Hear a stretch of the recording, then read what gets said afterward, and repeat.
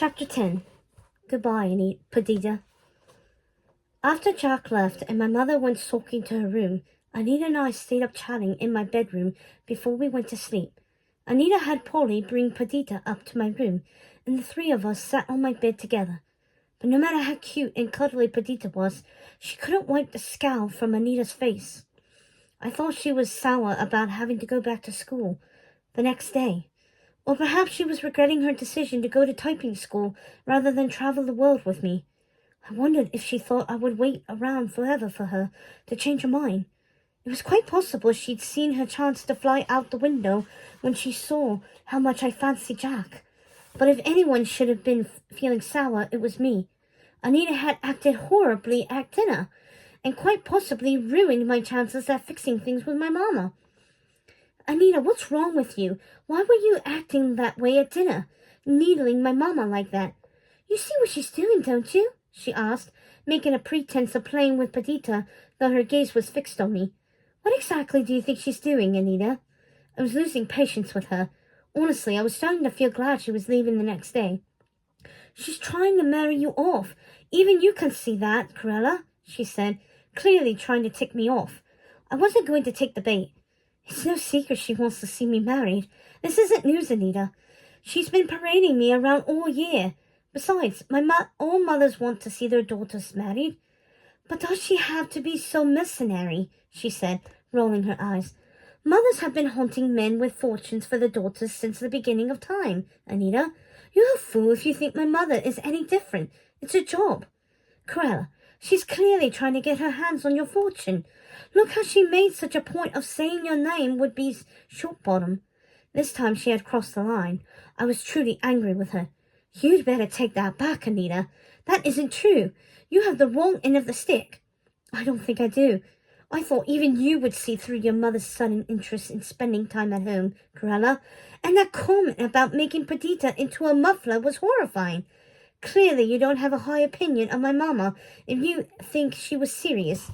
And what do you mean that even I can see what she's up to?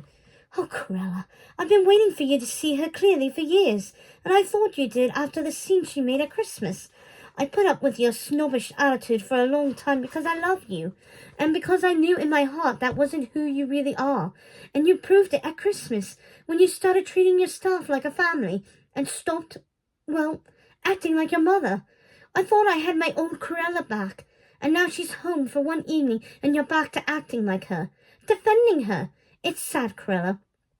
You're just upset that I met someone. You're jealous, I said, getting up from the bed. And I was sure I was right. Anita had been acting strange ever since I'd asked her to travel the world with me.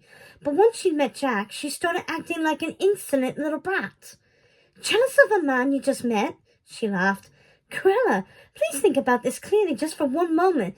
This isn't about Jack. It's about you and your mother. I do think it's about Jack. He's a remarkable man, Anita. Did you ever stop to think that I might actually really like him? Or that my choosing a life with him on my own terms pushes my mother even farther away from me? I never thought I would meet a man like him, Anita. Never. He's everything I've ever wanted or wished for.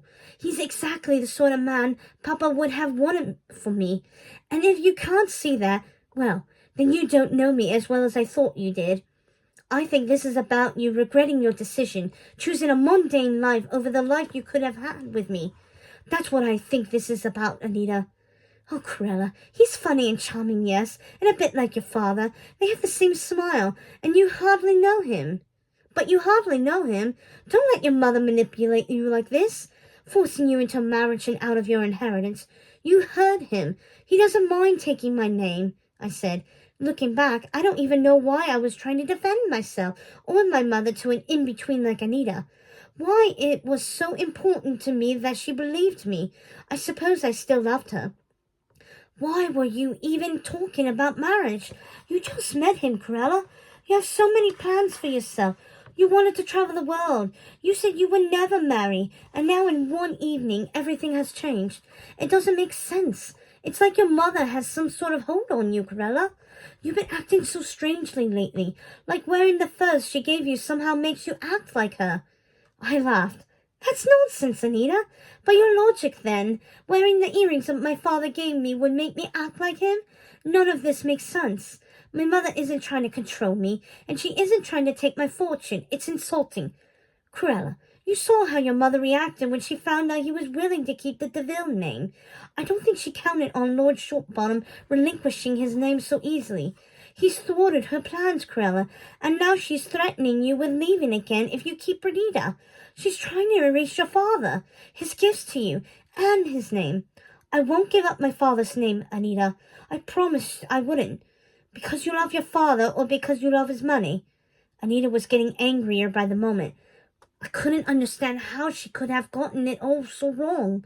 Neither of us were paying attention to Perdita, so the little beast acted out in the only way she knew how to get our attention. She peed on my fur coat. Can you believe it? I'd had it. Get out of my room, Anita, and take that mongrel with you. Mongrel? What's wrong with you? She's your sweet puppy, and she's just nervous because we were arguing, Cruella. I couldn't believe she was defending the wicked creature. Bloody dog, I said, ringing the bell. Now the maid will have to get my coat cleaned. Hopefully it's not ruined. The maid? Her name is Jean, Cruella. Do you hear yourself? I don't care what her name is as long as she saves that coat. Now get the beast out of here. Take her downstairs and be quiet about it. I don't want my mama seeing the little menace upstairs. I remember seeing the sad look on Anita's face when she left the room with Perdita. She looked heartbroken. I was heartbroken too. I couldn't believe what she'd said about my mama. To think mama was scheming to take my money. The entire idea was scandalous and beneath my mother. Beneath her dignity. Hunting down a man, bringing him home to meet me with the hopes I would take his name so Papa's money would revert to her. It was out of the realm of possibility. I wouldn't believe it. Anita and Perdita were gone the next morning. Even though I was angry with her, part of me was sad to see Anita go.